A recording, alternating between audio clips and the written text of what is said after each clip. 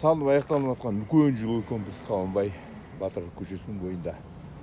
Ол көшенің бойында мен аяқ жағынан көтеріліп келе жатырмын. 3-4 көше өттім. Әуезовадан өттім. Міне осындай заңға келдім. Бір үлкен объект жоқ. Бір мектеп бар екен. Үлкен объекті. Енді мына комплекс. Мысалы осы комплексті салынып аяқталып жатыр. Егер Қабанбай атын берсе, жылой комплекс қалай болады? Меніңше жаман болмайды сияқты. Батырымызды сөйтіп асқақтатпаймыз ғой биылға.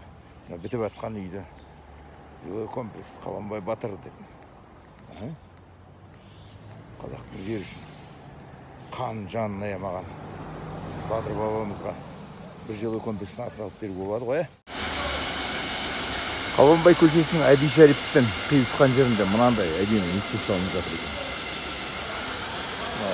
Әдемі мектеп. Әдемі маған ұнады. Ал осы мектепті Батыр бабамыздың атын алып беру керек көшесінде тұрған. Мен осындай предложение жасап көрсем қайтеді. Арынан аттамаған, намысын таптамаған, алдына келсе жауы, қанды кек сақтамаған. Жетімін зәбірлемей, үлкенін қадірлеген, елінің ертең үшін бүгінін әзірлеген. Қыран қанат қазағым менің.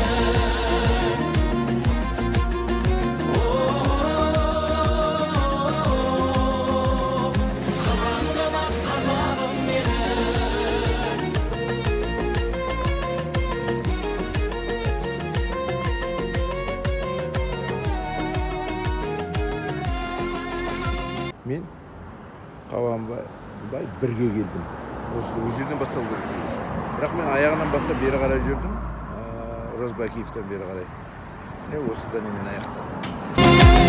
Данасын ұлықтаған, дәстүрін құнытпаған, жақсының жақсылаған, ешқашан ұмытпаған.